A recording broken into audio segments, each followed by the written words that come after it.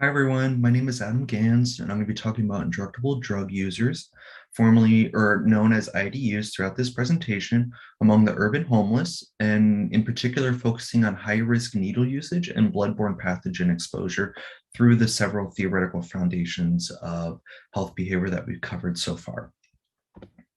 So these individuals tend to reside in more urban areas with more than 70% being male and more than 50% being Caucasian, with the average age being over 25 years old. Approximately 61% of these individuals are able to get a shelter bed each night, but this does vary based on location. And historically, homelessness has decreased over the last decade. However, it is predicted because of the COVID-19 pandemic that the rates will continue to rise once government subsidies stop. Now, homelessness is a complex issue, and homelessness can be from financial instability, addiction, job loss, health concerns, or medical bills, incarceration, or a combination of all those. And approximately 38 to 47% of those that are homeless are IDUs, and approximately 3% of them are HIV positive. However, 28% of that 3% are IDUs as well. Now, the rates of hepatitis and HIV tend to vary based on population, but it can be as low as 9 and as high as 52%. And homeless populations as a whole tend to be chronically sicker, and this could be because of fear of discrimination from providers, lack of overall access to care, cost, trying to find employment, working on stable housing, meeting other basic needs first, which then tends to have these individuals place their health at second place or third place compared to other needs that they have. And being homeless in itself is just a risk factor for engaging in high risk needle usage. Now, this requires intervention because it's been found that the recent opioid epidemic is directly tied to increasing rates of HCV among these populations. In addition, there are new and rising cases of HIV and HCV among these populations. And this has been from needle sharing, backloading, such as taking one or part of a drug from one syringe and placing it in another syringe, sharing rinse water, so water that's used to clean these items, and then sharing cooking equipment. And overall, a lot of cities lack comprehensive services for these populations. And historical laws and treatments tend to reinforce these behaviors. In particular, there are discrepancies among Western, Eastern, and Southern states about the number of needle exchange programs that are available. In particular, the Southern states have a lack of clean needle exchanges for these populations. Now, housing instability is correlated to an HIV diagnosis, as these communities tend to be poor, tend to be more financially unstable, and tend to have an overall lack of resources. In addition, redlining has been used to disproportionately concentrate those with an HIV diagnosis in these areas, and that's through banks providing junk bonds and loans, which affect credit score, which then affects home ownership rate, which then just ultimately makes the community poorer. And these communities have a difficult time accessing care, and that these clinics are no longer in their community. So they have to travel out to receive that care, which is another barrier for them. In particular, the HIV outbreak in Indiana in 2015, when Governor Mike Pence was there, initially declined to use emergency powers to provide clean needle exchanges for this population, which caused an explosion of newly diagnosed HIV cases. And it wasn't until after clean needle exchanges were given that the newly diagnosed infection rate started to decrease. Now, as a whole, these policies and ideologies creates sicker subpopulations, which is important and why it should be examined. Now, overall, research is lacking. And this is because homelessness is underfunded, understudied. Harm reduction studies are lacking in the United States. And so overall research is poor. However, the theories that were examined are the ecological model, the theory of plant behavior, the health belief model, trans-theoretical model of change, and the stages of change model, as well as social cognitive theories. Each theory on its own did produce mixed results, and that's not surprising given that homelessness is a complex issue, as well as homeless IDUs is a complex issue.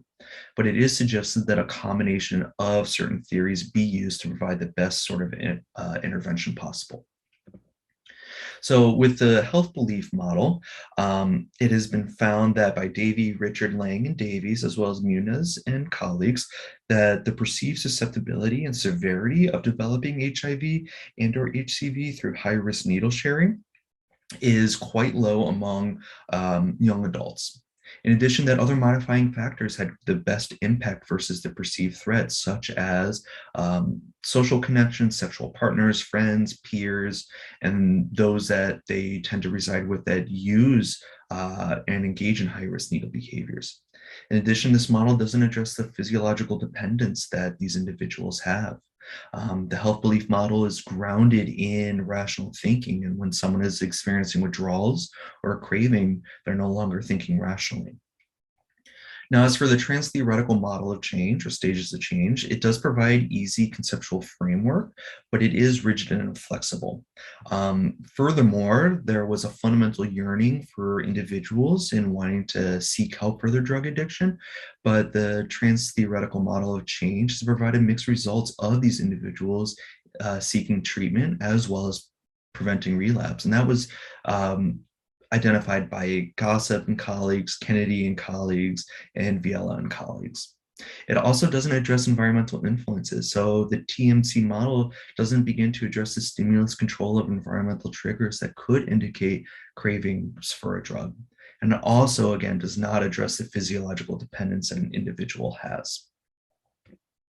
Now, the theory of planned behavior, Gagin and Godin identified that control beliefs, perceived behavioral control, and attitude beliefs had a statistically significant positive correlation towards an individual's behavioral intention. But an individual was not influenced by their normative beliefs, such as the perception that they have of what they think those close to them think that they should do. It also identifies the importance of craving. So it's been identified that for each incremental measure of craving, there's a 48% increase in the likelihood of that individual engaging in a high-risk needle usage to satisfy that physiological need. Now, for the social cognitive theory, it's been identified that higher self-efficacy among IDUs was shown to be negatively correlated with injection risk. So the higher their self-efficacy, the greater likelihood they were to use safer needle practices. Also, utilizing the reciprocal triadic model provides a better theoretical framework of how the environment, the person, and the behavior are all connected. In addition, it's been found that the social connections that somebody has, such as their community supporting safe needle practices or their sexual partners that are supporting this, the greater likelihood they are to engage in safer needle behaviors. But again, this model does not begin to address the physiological dependence that they have. It's been noted that individuals with lower socioeconomic status are concentrated in areas with increased homelessness or housing insecure individuals, which also increases the likelihood of engaging in these high-risk behaviors. Now, interventions that produce poor or mixed results. So the health belief model identified that as the increased level of perceived threat did not decrease the overall needle sharing. People were not motivated by that. They found that peer mentoring isn't effective either in certain experimental studies where individuals were trained on how to safely inject and to clean their equipment. People were not motivated by that. It didn't affect their overall injection behavior. However, what they did find was that an increase in self-efficacy did lead to safer needle practices, but the health belief model doesn't really cover that. In addition, it does not cover the physiological dependence that individuals have. Now, for the trans-theoretical model, it was found that individuals tend to progress through the stages of change when greater supports such as helping relationships and social liberalization, such as greater funding and advocacy for this community, were given to people. They had a higher likelihood of entering treatment. However, these studies did not expand on these confounding variables of providing immediate access and support through either job training or stable housing, that could increase the likelihood of these individuals seeking change. It's also been found by several researchers that these individuals are not any more likely to change to high-risk needle usage compared to the experimental groups when they were given such as a buddy system to help them manage their cravings. Now, for the theory of planned behavior and why this, as well as social cognitive theory, should be used in conjunction to address this, is that the theory of planned behavior addresses cravings through other pharmacological means, such as methadone or Suboxone. And it's been identified through the other slides that we can have multiple modes of interventions at various stages to increase its self-efficacy and perceived behavioral control. And ultimately, it's been suggested by multiple researchers that having increases in services increases that better perceived behavioral control of these individuals so that they're less likely to engage in high-risk needle usage. In addition, there's been some studies that have shown for the social cognitive theory that when break the cycle is used for older, more experienced injecting drug users, that they will not help those that would be first-time injecting drug users. So essentially breaking the cycle from new people becoming addicted and using high-risk or engaging in high-risk needle behavior. It also provides the best contextual framework to understand how these individuals interact within the society and the ecological framework that we have in each community. It's also been identified by multiple researchers that providing this greater information can increase self-efficacy, such as where to find clean needles, how to engage in safer needle practices, as well as the risks associated with engaging in high-risk needle practices. And it also allows for environmental influences based on changing the environment and having these individuals be in safer, cleaner areas. Now, recommendations. So it's recommended that on the individual level of strengthening their self-efficacy, as well as greater access to facilities and creating a buddy system. And what this means is that there would be a therapeutic alliance that would be built between the individual seeking help and that person helping them, such that it strengthens their self-efficacy as well as builds trust back within the community for those that are seeking care. On an organizational level, educational campaigns about HCV as well as HIV would be put out into those areas, explaining the risks associated with it.